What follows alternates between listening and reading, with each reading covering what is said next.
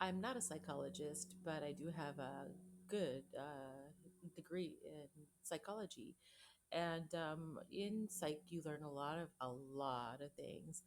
Now, psychology degree may seem, I don't know, interesting or weird to some people. It's actually a really creepy department. We cut open brains and stuff. We experiment on mice. But anyway, I didn't do any of that. I actually used human participants that I didn't harm, by the way. Anyway, here's the thing, and human trafficking has been in the news a lot this year and last year, and it's a real thing, And I concern myself over it, even though I'm older, because some people will be like, well, let's grab her.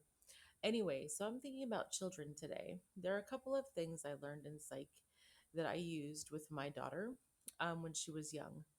Okay, well, number one, you want to make you the parent or guardian, um, you make a password for you and your child or children.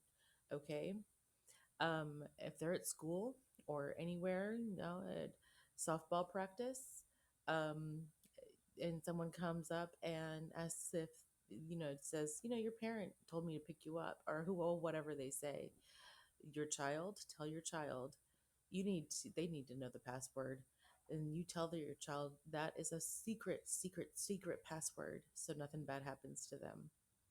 All right, if something does happen to them, if someone grabs them, like they're in a public place at a park or whatever, and someone grabs them, and you tell your children to scream, help, I don't know this person.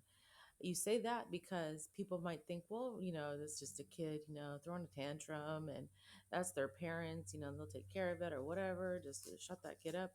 They need to make sure that they say, help, I don't know this person. Those are two tips that I'm giving you today to fight against human trafficking. By the way, it works for adults too.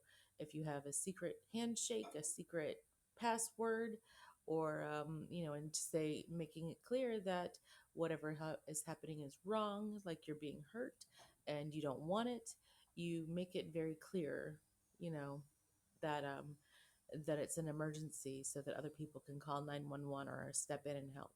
All right, that's my tips for today. Bye.